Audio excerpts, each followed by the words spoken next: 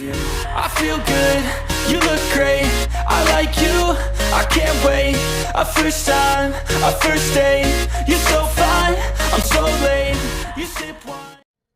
Halo semua, salam sejahtera Malaysia. Selamat datang ke channel Fels Lifestyle. Tuan-tuan dan puan, ramai yang masih tertanya-tanya, bilakah Raja Pasir Selangor ditangkap?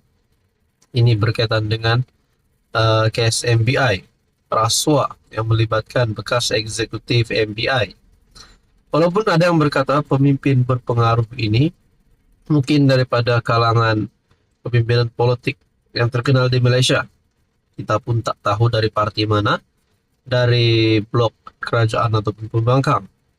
Namun saudara-saudara, sudah pasti ramai yang menggesa agar SPRM buat tangkapan terhadap Raja Pasir ini. Dan terkini, tuan-tuan dan puan, akhirnya dalam satu perkongsian daripada Astro Awani, Kerajaan Selangor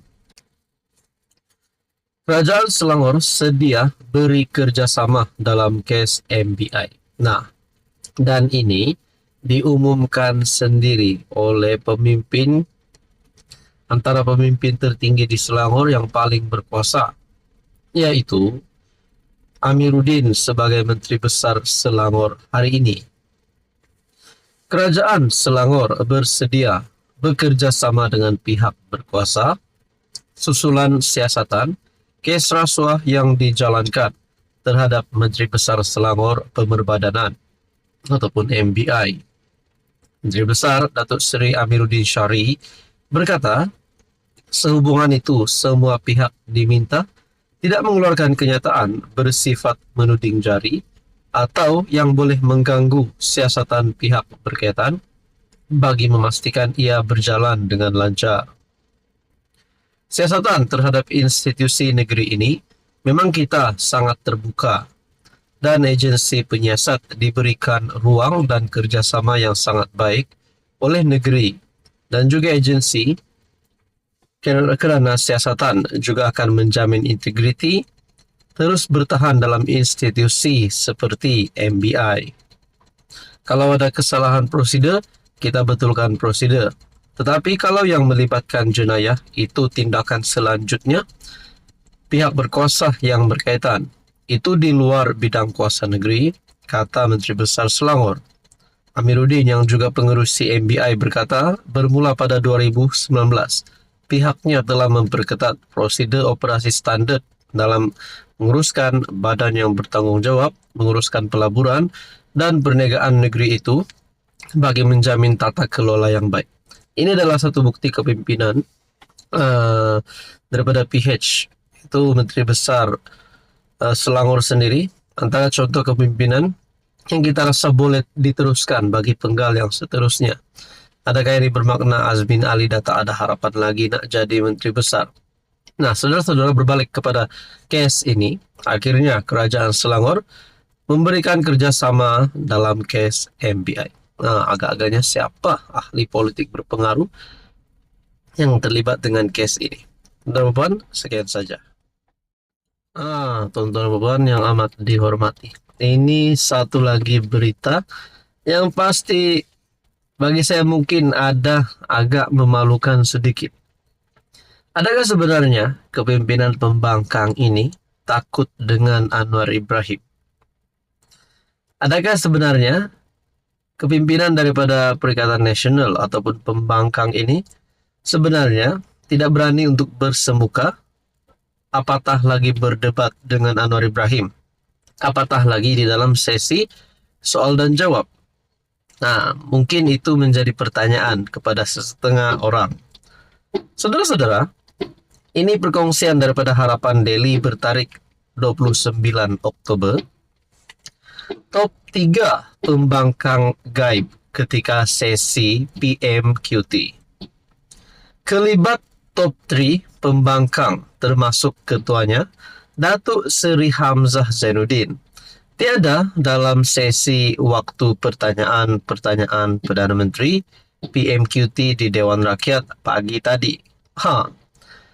Di media bukan lain lagi bukan sampai nak kecam Anwar Ibrahim, cakap itu ini, malukan Anwar Ibrahim, serang PMX di media sosial. Tapi kenapa sesi waktu pertanyaan Perdana Menteri, yaitu PMQT, kenapa ada berita begini pula? Top 3 pembangkang gaib ketika sesi PMQT. Siapa lagi dua itu? Dua lagi wakil rakyat Perikatan Nasional yang gaib di parlimen hari ini. Kalau nak cakap Hadi Awang, sebelum ini pun kita sudah dengar. Beliau memang beberapa kali tidak menghadirkan diri di dalam parlimen. Ahli Parlimen Marang, Tan Sri Abdul Hadi Awang, dan ini lagi pengerusi Perikatan Nasional, Tan Sri Mahyadin. Kedua-dua mereka masing-masing Presiden PAS dan Presiden Bersatu. Semakan Harapan Daily mendapati Abdul Hadi bahkan tidak menghadiri mesyuarat ketiga, penggal ketiga Parlimen ke-15 kali ini pada 24 dan 28 Oktober. Hari ini lebih mengejutkan, hampir semua kerusi utama di bahagian depan blok pembangkang didapati kosong. Ini mungkin satu perkara yang memalukan. Jadi bagaimana dengan pengundi? Bagaimana dengan rakyat Malaysia? Apa komen Anda sekiranya Anda sudah mendapati bahwa top 3 ini tidak hadir sesi PMQT, dan juga di dalam kenyataan ini lebih mengejutkan, hampir semua kerusi utama di bahagian depan blok pembangkang didapati kosong.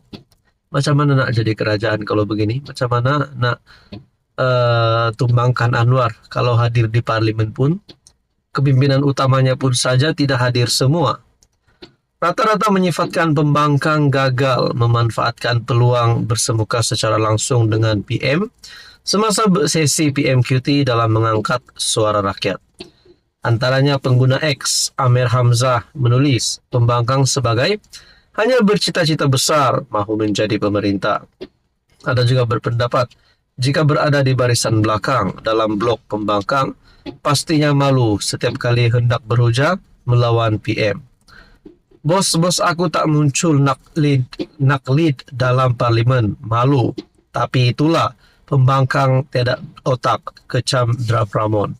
Sikap pemimpin utama pembangkang yang tidak menghadiri sesi PMQT dianggap sebagai hanya baling batu, sembunyi tangan.